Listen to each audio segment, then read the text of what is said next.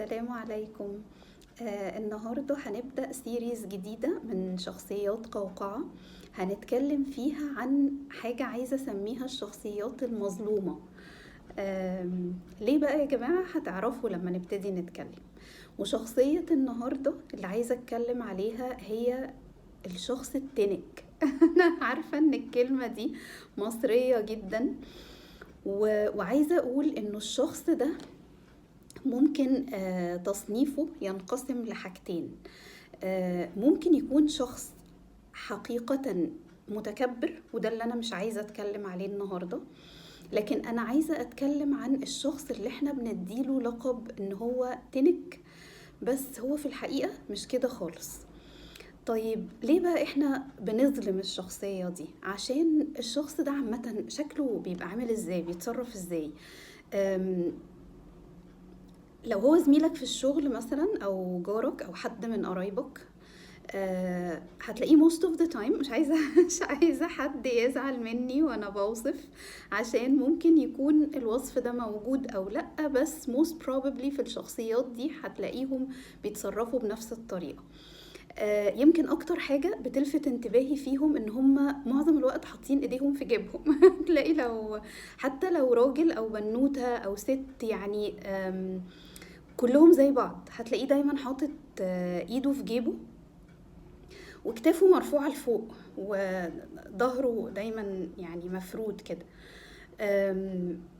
مش بيبدأ أبدا بالسلام لما يكون مثلا لسه بيشتغل في مكان جديد، أو لو هو مثلا ساكن في المكان جديد مش بيسلم هو على جيرانه الأول، مش بيروح يسلم على زمايله في الشغل الأول، دايما بيستنى إنه الناس تاخد الخطوة الأولى.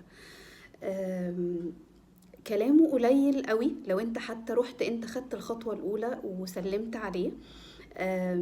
هتلاقيه كلامه قليل، وهتلاقيه متحفظ شوية في الكلام، ومش بيتكلم عن نفسه كتير، ومش بيتكلم عن الشغل. هتلاقيه زي ما يكون متردد يعمل أي نوع من أنواع الكونفرسيشن. طيب ليه بقى يا جماعة أنا بقول إنه الشخصية دي شخصية مظلومة؟ لأنك لو اتعاملت معاها لفترة طويلة شوية، وطويلة دي let's say إن احنا بنتكلم من شهر وانت طالع، هتلاقي الشخصية تحولت، يعني بقى حد غير اللي انت كنت بتتكلم معاه أول ما شفته في المكان. هتلاقيه ودود جدا، ممكن يكون الحاجة اللي مش بتتغير ان هو يتكلم عن نفسه كتير. هو مش بيتكلم عن نفسه كتير، لكن هو ممكن يبقى مستمع لطيف جدا، وممكن يبقى ودود كمان. يعني هتلاقيه هو بقى اللي بيبدأ بالسلام، ومش بعيد أصلا تلاقيه بيكلمك عشان يستشيرك في حاجة وياخد رأيك، ولما تحكي له حاجة هتلاقيه شخص يعني عايزة أقول إن هو باسم، ممكن يضحك بسهولة، مش زي ما انت كنت شايفه أول ما عرفته في المكان ده. طيب ليه يا جماعة احنا بنديله لقب اللي هو انت شخص بتتنك علينا، انت بتتعالى علينا؟ ليه؟ لا، هو مش بيتعالى. خلينا نفرق بين الحاجتين. في شوية من الديسكريبشن اللي وصفناه بيها بتنطبق على الشخص المتكبر، وده اللي احنا مش عايزين نتكلم عليه النهاردة، لكن اللي بتكلم عليه الشخص المظلوم، وهو اللي احنا بنديله لقب تنك، وهو في الحقيقة مش كده خالص. طب هو ليه بيتصرف كده وبيدينا الإيحاء ده في معرفتنا الأولى بيه؟ عشان هو يا جماعة شخص من جواه، مبدئيا عايزة أصفه بصفتين: هو شخص خجول جدا وبيخاف شوية كتير. طيب وعشان كده الحاجتين دول هما اللي بيخلوه يرجع خطوات كتيرة لورا في انه يبدأ التعامل مع الناس، وحتى لما الناس بتبدأ تتعامل معاه هو بيبقى عنده تحفظ كبير شوية. هو شخص شوية بس مش completely، اللي هم الناس اللي احنا بنسميهم perfectionists، يعني عايزين كل حاجة مظبوطة بالملي. فبيبقوا مش عايزين حد يدسترب الاستقرار بتاعهم. هم ممكن ما يكونوش على فكرة مستقرين نفسيا من جواهم، بس هم بيبقوا في حالة معينة عايشينها في حياتهم، مش عايزين حد زي البوند كده، زي المية اللي مش بتتحرك، وتيجي انت ترمي فيها زلطة ولا حاجة فتبتدي ايه تحرك المية الساكنة دي. هم مش بيبقوا حابين الاكشن دي، هم عايزين المية تفضل على حالتها اللي هي فيها. لان هم شايفينها ان دي احسن وضع ممكن يبقوا فيه، احسن احسن طريقة للحياة. يعني ليه بنقول بيخافوا؟ هم بيخافوا يجربوا حاجات جديدة اجان، عشان الحاجات الجديدة بتديسترب الستايل اوف ليفينج بتاعهم، وهم مش عايزين اي حاجة تديسترب البالانس اللي هم فاكرينه بالانس. هو ممكن ما يكونش، ولا هم يبقوا بالانسد ولا هم يبقوا ستيبل، لكن هم فاكرين انه ده احسن حاجة.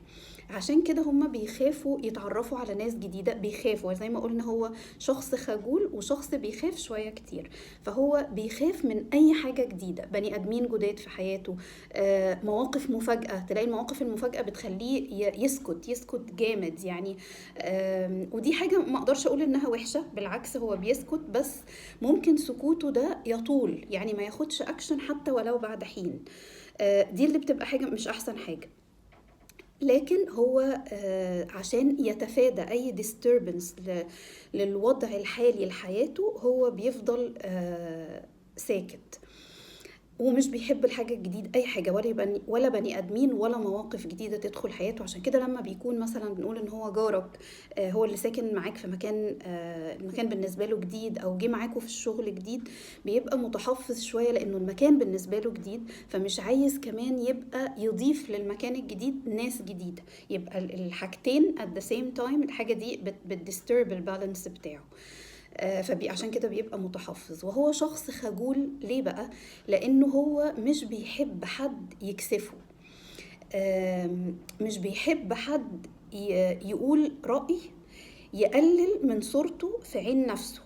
يعني مثلا ينتقد طريقة لبسه، ممكن حد يبقى مثلا ايه بيهزر معاه، فبيتكلم على لون معين لشميز هو لابسه، طرحة هي لابساها فور اكزامبل، فيقول ينتقد اللون مثلا. وممكن يكون الشخص بيهزر، مش عايزين نقول انه ده بيصل الى مرحلة التنمر مثلا، ان هو بيتريق عليه كمان او قصده يضايقه او كده، لا، شخص بيهزر عادي، انه بيعبر عن مش طب خلينا نقولها بطريقة تانية، انه شخص بيعبر عن ان انا ما بحب، مثلا حد بيقول لي انا ما بحبش اللون البيج ده رأيه، هو حر فيه، ما بيحبش اللون البيج، انا بحبه اوكي، عادي جدا.